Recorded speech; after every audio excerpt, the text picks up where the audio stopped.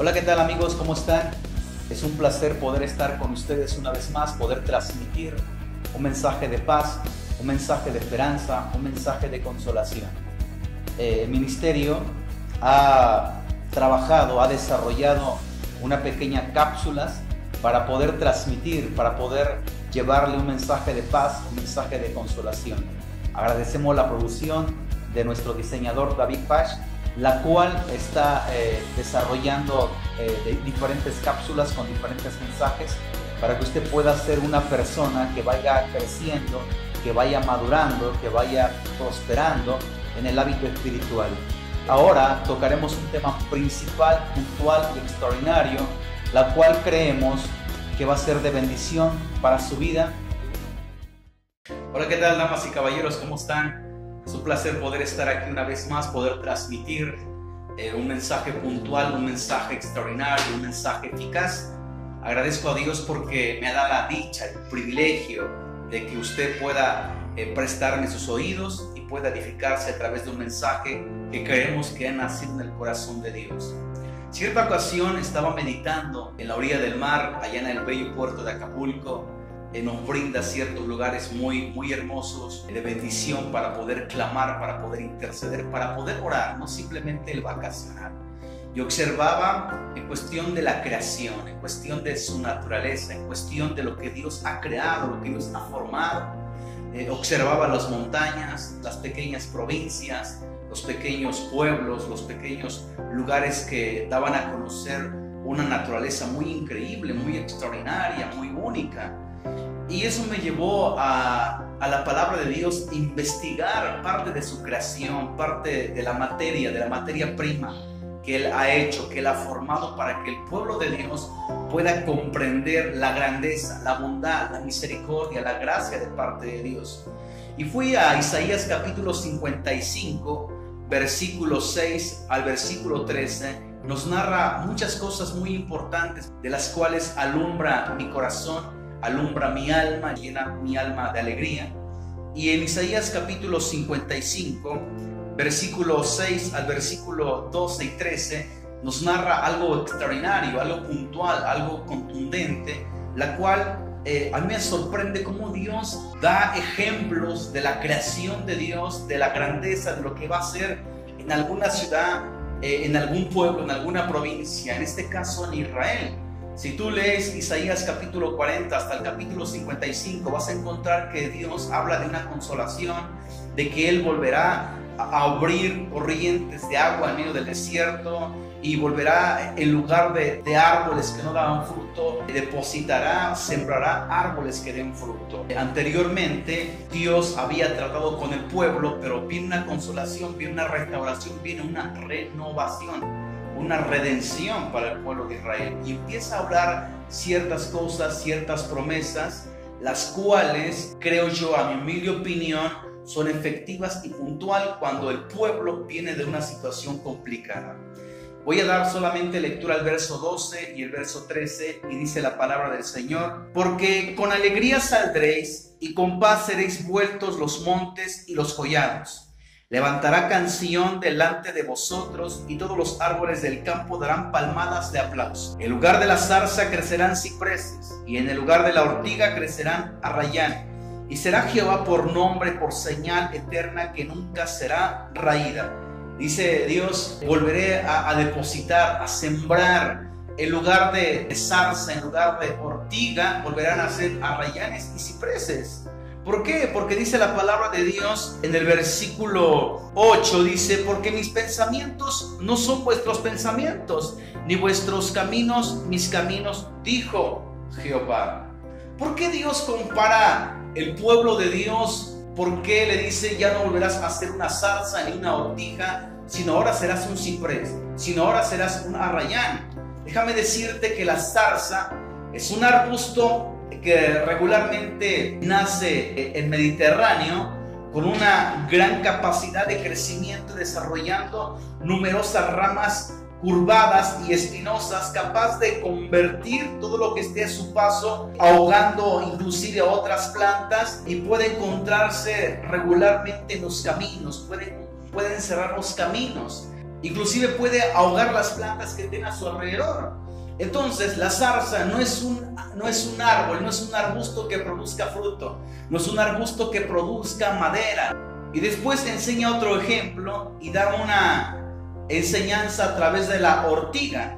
La ortiga, amados hermanos, amados amigos, la ortiga es una planta caracterizada por el vello, por todo el tallo, está llena de vellos, y cuando esa planta, los vellos se separan de la planta, destilan ácido, de tal forma que puede causar comezón en la piel, que puede causar irritación, que puede causar ponzoña en cada parte del cuerpo, y se le conoce como la planta o la hierba de los ciegos, porque si hay una persona que no veía en aquel tiempo y rozaba tan solo parte de su piel, parte de su ropa, de sus vestidos, le causaba irritación. Y Dios le dice: ya no volverán a ser zarza, ya no volverán a ser una ortiga. Yo depositaré cipreses, yo depositaré arrayanes. ¿Qué es un arrayán? El arrayán se le conoce como una planta, como un árbol que produce una fruta aromática,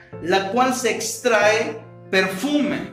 Y regularmente este árbol nace en suelos pobres, en suelos que uno quizás no apostaría nada en sembrar alguna planta en tal tierra. Mas sin embargo, los arrayanes nacen en esa tierra pobre y significa generosidad de Dios, paz y gozo. Eso es lo que significa la palabra arrayán. El árbol, antes de producir fruto, tuvo que ser una semilla. La semilla tuvo que germinar, tuvo que morir y entonces tuvo que brotar después. Después de haber brotado, empezó su desarrollo. ¿Para qué? Para llegar a un propósito. Algunos árboles son diferentes. Algunos árboles son más frondosos, otros son más pequeños, otros son más grandes, otros son más amplios. Pero cada árbol tiene su propósito. En la vida, toda persona tiene un propósito, pero antes de un propósito, tiene un desarrollo, tiene un proceso para llegar a tal propósito. Algunas ocasiones la persona no llega a su propósito, la persona no encuentra su propósito, está parado en un encrucifijo y no sabe para dónde continuar, no sabe para dónde ir por quizás las dificultades que esté pasando o que esté viviendo o que le estén aconteciendo. No puede avanzar, tiene una mente dividida, no tiene una mente fresca.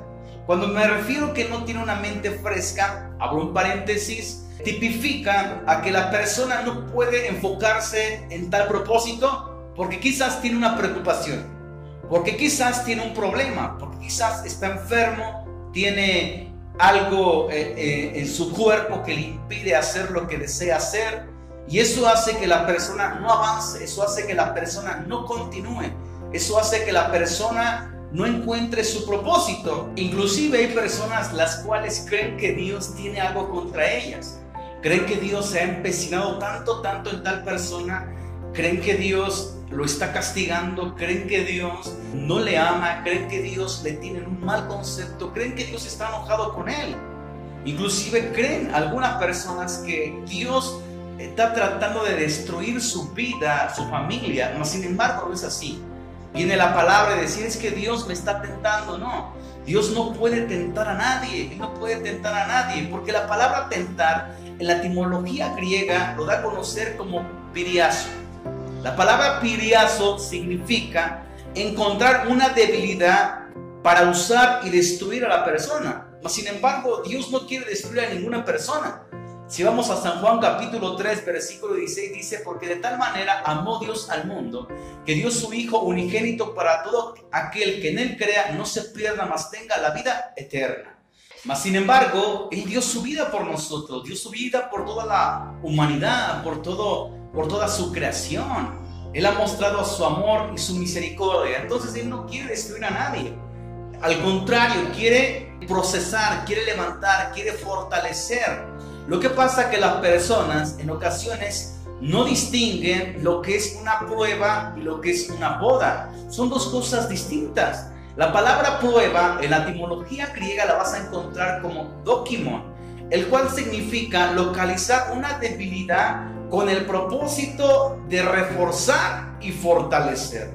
Solo que tipifica la palabra prueba en la etimología griega.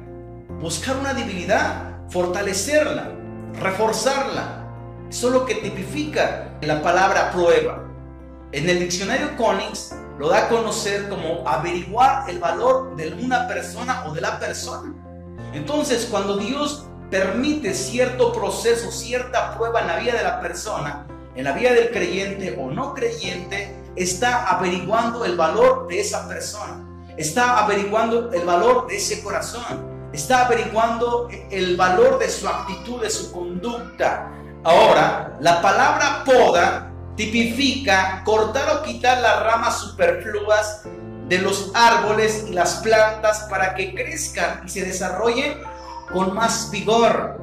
El quitar ramas de una planta, de un árbol, hace que el árbol se desarrolle, hace que el árbol crezca, hace que el árbol, sus raíces se metan tan profundo y puedan vivir, subsistir por la humedad del suelo.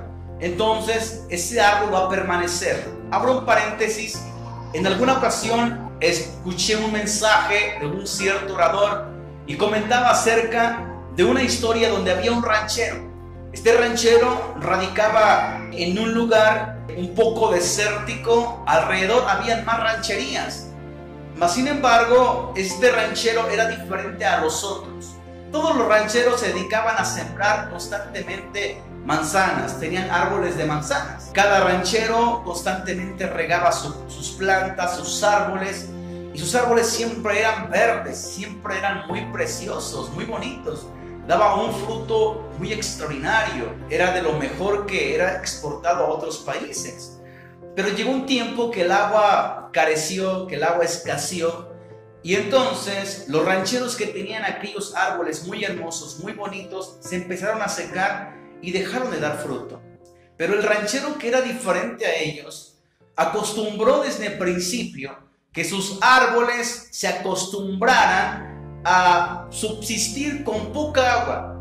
Él las regaba, pero con el agua limitado, no como los otros rancheros que el agua se la depositaban en cantidad a sus árboles.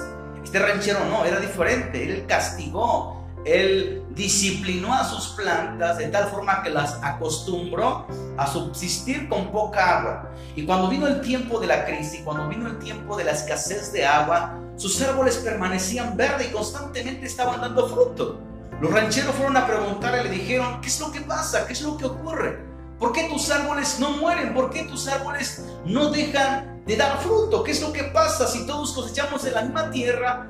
Si todos les damos lo mismo a nuestras plantas, ¿qué es lo que pasa contigo? Y él les dijo: lo que pasa que yo a mis plantas, a mis árboles, los discipliné a subsistir con poca agua, para que cuando hubiese crisis, las raíces obligatoriamente se fueran más profundo de la tierra y poder subsistir por la humedad del suelo que hay bajo la tierra. Y tus plantas no, como tus plantas las acostumbraste con demasiada agua, entonces no se obligaron a que las raíces crecieran y se profundizaran de la tierra. Y mis plantas pueden subsistir aún 15 días más sin agua. Ellos no podían creer eso. Mas sin embargo, conclusión a esto es que cuando una persona es procesada, cuando una persona es podada, cuando una persona es disciplinada o la disciplina, esta persona puede dar mayor fruto que otros, mayor fruto que otra persona, mayor producción que otra persona, porque está disciplinada, porque en tiempo de crisis sabe qué hacer, porque en tiempo de escasez sabe cómo actuar, cómo continuar en la vida. Y la palabra poda es lo que nos enseña de que tenemos que aprender a subsistir. Santiago capítulo 1, versículo 4, habla acerca de la prueba y dice lo siguiente: mas tenga la paciencia su obra completa, para que seáis perfectos y cabales sin que os falte cosa alguna. Es decir, que la prueba y la poda son necesarias en nuestra vida, constantemente. Cierto orador dijo en alguna ocasión: toda prueba que llega a mi vida, yo lo veo en un hábito natural. Es decir, que son cosas que tienen que pasar para bien mío. Cuando la persona se empieza a frustrar, se empieza a cansar, es porque las pruebas, porque las podas no le están agradando. Y creo que a nadie le agrada ni la prueba ni la poda. pero son parte de un crecimiento. Santiago capítulo 1 versículo 2 dice lo siguiente: hermanos míos, tened por sumo gozo cuando os halléis en diversas pruebas, sabiendo que la prueba de vuestra fe produce paciencia. Es una virtud la paciencia. Nueva Traducción Viviente dice lo siguiente: porque ustedes saben que siempre que se ponen a prueba la fe, la constancia tiene una oportunidad para desarrollarse. Ok, cuando estamos en el momento de prueba, estamos hablando de prueba, la persona tiene un momento, tiene un tiempo para desarrollarse, para crecer y para madurar. Dice Santiago capítulo 1 versículo 2: hermanos míos, tened por sumo gozo. Creo que ninguno se goza cuando pasa alguna situación complicada, cuando pasa alguna prueba, cuando Dios quiere averiguar el valor de nosotros o de la persona. Creo que nadie se complace de esa situación. Mas sin embargo, Santiago dice que no perdamos el gozo. Yo te voy a enseñar una clave la cual yo he aprendido y a mi humilde opinión me ha servido. Cuando yo paso una prueba, mantengo la actitud de gozo, mantengo una actitud positiva. Si yo me enojo y no estoy de acuerdo y hago cosas que no debo de hacer y muestro una actitud de reclamo, muestro una actitud de ira, de molestia para con Dios, la prueba va a continuar. Pero si yo muestro una actitud de agradecimiento, de bendecir el momento, de bendecir mi realidad, de bendecir lo que está ocurriendo en mi vida, entonces voy a avanzar y voy a continuar y voy a pasar ese momento de prueba. ¿Por qué? Porque la prueba automáticamente viene porque creemos en Dios. Es decir, que la fe te expone a la prueba te expone a la paciencia te expone a una resistencia, y la resistencia te expone a un dominio propio, el dominio propio te expone a una perseverancia, y la perseverancia te lleva a ser una persona perfecta, completa y madura. La palabra perfecto tipifica madurez. Eso es lo que Dios quiere, madurez. ¿Por qué? Porque la paciencia es una capacidad de sufrir y tolerar desgracias y adversidades o cosas molestas u ofensivas con la fortaleza sin quejarse ni rebelarse. Ese es el propósito de la paciencia, de lo que se desarrolla en el momento de prueba. El dominio propio tipifica que las emociones no me controlen a mí, sino que yo controle las emociones. Cuando las emociones me controlan a mí, entonces mi actitud cambia, mi pensamiento cambia, mi forma de ser cambia. Y eso, Dios no quiere eso en mi vida, ni en la vida tuya, sino Dios quiere que aprendas a vivir el día a día, que aprendas a vivir constantemente con lo que te brinde cada mañana. Como dijo un orador, construir con un ladrillo a la vez. Porque la vida, amados hermanos, amados amigos, la vida consiste en problemas, la vida consiste en situaciones complicadas. A veces tenemos que estar en un hospital, a veces que tenemos que estar en alguna convivio donde haya algún festejo, en algún cumpleaños, pero otras ocasiones no. Santiago capítulo 1 versículo 4 dice lo siguiente: mas tenga la paciencia su obra completa, para que seáis perfectos, madurez y cabales, sin que os falte cosa alguna. La palabra cabal tipifica una persona honrada y recta. Eso es lo que tipifica la palabra cabal. Dios prueba. ¿Qué es lo que Dios prueba? Dios prueba tu fe, Dios prueba tu carácter, Dios prueba tu reacción, tu actitud, tu fidelidad, tu amor, tu corazón, tus emociones, tu mente, tu economía, tu salud. Ante todo esto, para salir de todas estas situaciones, la actitud de gozo. Debemos de mantener una actitud de gozo. ¿Y cuándo es que se termina la prueba? Mientras estés aquí en la tierra, amado, damas y caballeros, vas a seguir siendo probado y podrá. En Job capítulo 7 habla lo siguiente: ¿qué es el hombre para que todas las mañanas lo visites y lo pongas a prueba? Constantemente, cada día somos probados. Ahora, el segundo punto tiene que ver con la palabra poda. La palabra poda tipifica lo que te venía enseñando, que Dios viene quitando las ramas, lo superficial, lo egoísta, el orgullo, la soberbia de esa planta para cumplir su propósito. Dios nos poda para poder producir un fruto mayor. Lucas capítulo 13, versículo 6 al verso 8 dice lo siguiente. Dijo también esta parábola. Tenía un hombre una higuera plantada en su viña, y vino a buscar fruto en ella, y no la halló. Y dijo al viñador: he aquí, hace 3 años que vengo a buscar fruto en esta higuera y no la hallo. Córtala. ¿Para qué inutiliza la tierra? Él entonces respondiendo les dijo: Señor, déjala todavía este año hasta que yo cabe alrededor de ella y la abone. Y si diere fruto, bien, y si no, la cortarás después. Toda persona, toda planta debe ser abonada, debe ser cavada. Dice: no la cortes hasta que yo cabe alrededor de ella y la abone. Abro un paréntesis. Cuando una planta, cuando una hortaliza se abona, el fruto es más grande. Y eso me hace recordar cuando yo tenía menos edad, estaba en unos lugares donde regularmente todas las hectáreas, las parcelas, las propiedades se sembraban hortaliza. Así que yo tenía que ir, tomar la camioneta y cargar estiércol de la granja. Todo ese estiércol tenía que llevarlo a las propiedades y extenderla para que después viniera un tractor y empezara a trabajar en esa tierra de tal forma que el abono se entremetiera con la tierra y estuviera lista para sembrar. Cuando la gente sembraba en las propiedades abonadas, la cosecha era numerosa. La cosecha era lo de mejor, la cosecha era lo más verde, lo más grande, era diferente a la cosecha que no era abonada. Y pregunto, ¿con qué se abona una cosecha? Con estiércol, material fertilizante que no huele bien. El fertilizante, el estiércol, no es muy agradable y a nadie creo que le gusta el estiércol. Entonces, cuando la persona tiene que ser podada, Dios tiene que cavar alrededor de ella.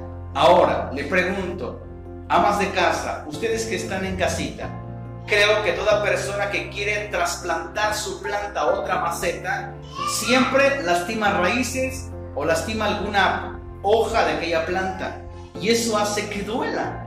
De la misma forma ocurre con la persona. Cuando Dios tiene que trasplantar, tiene que abonar, tiene que cavar alrededor de ella, va a lastimar.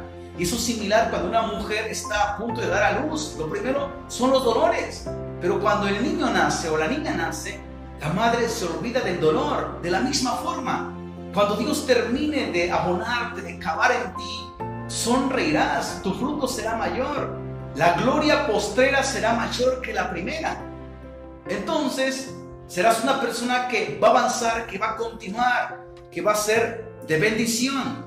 San Juan capítulo 15, versículo 1 al versículo 10 dice lo siguiente: yo soy la vid verdadera y mi Padre es el labrador. Todo pámpano tipifica rama, es decir, que dice: toda rama que en mí no lleva fruto lo quitará, y todo aquel que lleva fruto lo limpiará para que lleve más fruto.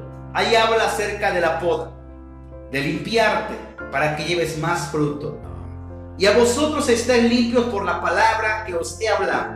Permaneced en mí y yo en vosotros. Como el pámpano no puede llevar fruto por sí mismo, sino que permanece en la vid, así tampoco vosotros si no permanecéis en mí.